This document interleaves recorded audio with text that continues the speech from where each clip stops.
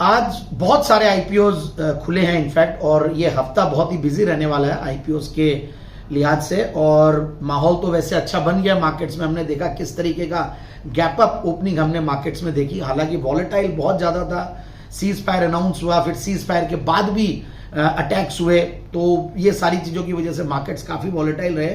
But at the same time जैसे geopolitical tensions की गर्मी है, वैसे ही हमारे आईपीओ मार्केट्स में भी पूरी गर्मी है, और इतने सारे आईपीओ एक साथ खुल रहे हैं। सो देखते हैं कैसे हैं वो सारे आईपीओ। आज मैं इनफैक्ट इस वीडियो में 3 आईपीओ की बात करूंगा।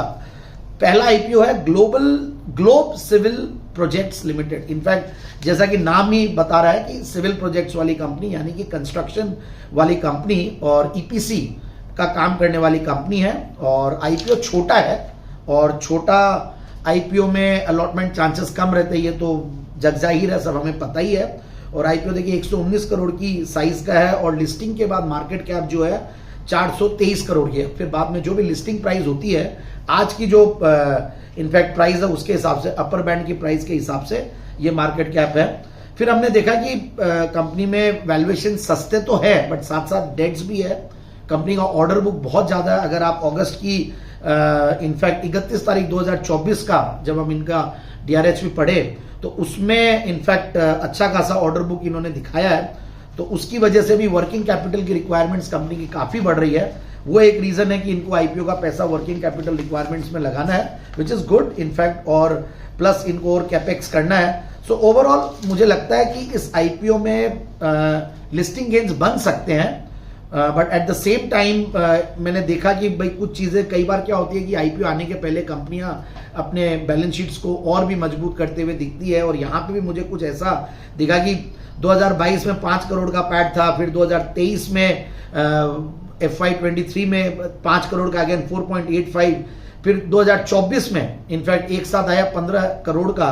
फिर उसके बाद हम देख रहे हैं कि इस साल में, पिछले 2 साल में, 3 साल में जितना पैसा नहीं कमाई कंपनी, पिछले 9 महीने में कमा ली होगी 18 करोड़ का पैट है। ठीक है, हो सकता है क्योंकि ऑर्डर बुक इतनी है, एग्रेसिवली अगर आप काम को एक्वायर करने की कोशिश करते हैं तो मिल सकते हैं, क्योंकि इनके पास काफी सारे सोशल एंड कमर्शियल प्रोजेक्ट्स भी है, ट्रांसपोर्ट एंड लॉजिस्टिक्स के प्रोजेक्ट्स भी है, हाउसिंग प्रोजेक्ट्स भी है, कमर्शियल ऑफिस का एक प्रोजेक्ट है।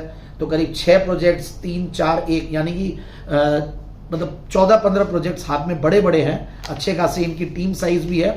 तो सब कुछ समझने के बाद ऐसा लगता है कि आईपीओ एक छोटा साइज का है, अलॉटमेंट चांसेस टफ रहेंगे।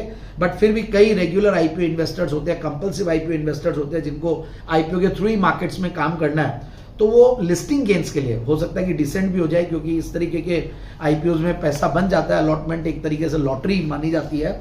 तो लिस्टिंग गेन्स के लिए सर्टेनली इसमें कोशिश की जा सकती है, पैसा लगाया जा सकता है। अब मैं दूसरी जो कंपनी है, एलेनबेरी इंडस्ट्रियल गैसेस लिमिटेड, इनफैक्ट नाम ही देखिए बड़ा इंटरेस्टिंग है।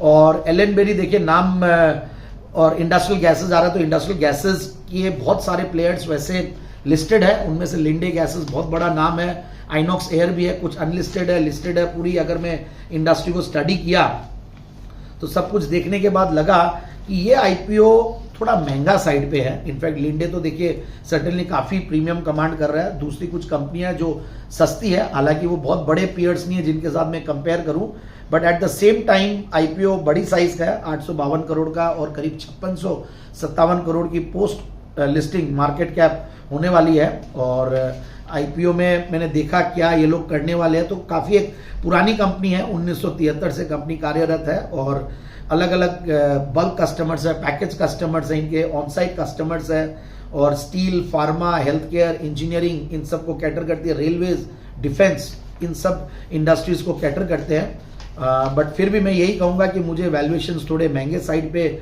लगे, इसीलिए मैं पूरी एनालिसिस करने के बाद, हमारी जो पूरी टीम ने डीप डाइव की, तो उसके बाद यही राय निकल के आ रही है कि medium to long term investing के लिए फिर भी पैसा लगाया जा सकता है। बट चूंकि आईपीओ इतने सारे हैं और मार्केट्स में और भी अपॉर्चुनिटीज है, हमने कई बार देखा कि बहुत सारे स्टॉक्स जो है अपने जो सितंबर अक्टूबर वाले हाईज है वहां तक भी नहीं, काफी वहां से नीचे चल रहे हैं, और मार्केट्स काफी तेज हो गए हैं। स्मॉल कैप, मिड कैप भी अच्छा कैचअप कर रहे हैं, अच्छा परफॉर्म कर रहे हैं। तो हम राय जनरली में अगर जैन साहब के जेम्स में भी देता हूं तो मैंने देखा कि उन टाइप के स्टॉक्स को हम लोग कैच करने की कोशिश कर रहे हो, देने की कोशिश कर रहे हैं। तो वैसा ही कुछ मुझे लगता है कि सेकेंडरी मार्केट्स में कुछ अपॉर्चुनिटीज ज्यादा सस्ते वैल्यूएशन में मिल जाएगी। बाकी सब कुछ ठीक है, बट फिर भी मैं यही राय दूंगा कि एक बार आईपीओ को स्किप किया जा सकता है।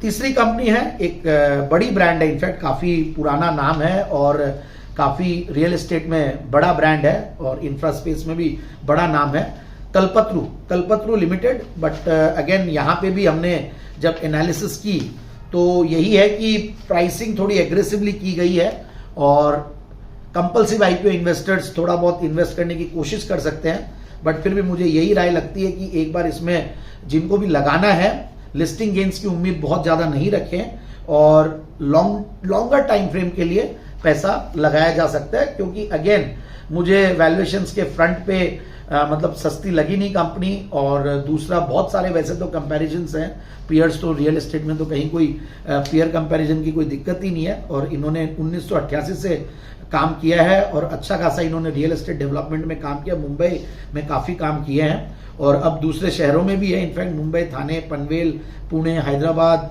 बेंगलोर, इंदौर, जोधपुर, यहां तक भी इनके काम आए हैं।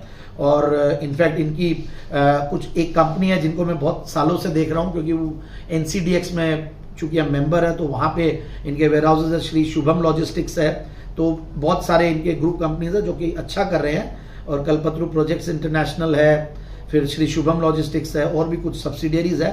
बड़ा ग्रुप है, इसमें कोई दो राय नहीं है और काफी सारे अच्छे सक्सेसफुली काम करते हैं। बट चूंकि यहाँ पे मुझे वैल्यूएशंस महंगा लगा, इसलिए मैं एक बार राय यही दे रहा हूं कि जो हमारी टीम की तरफ से निकल के आई है कि इस आईपीओ में अगर लॉन्गर टाइम फ्रेम हो तो पैसा लगाएं, और वो भी अगर कंपल्सिव आप अगर आईपीओ इन्वेस्टर हो तो पैसा लगाएं। अदरवाइज हमारे पास इस सेक्टर में भी बहुत सारी अपॉर्चुनिटीज दिखती है। Thank you.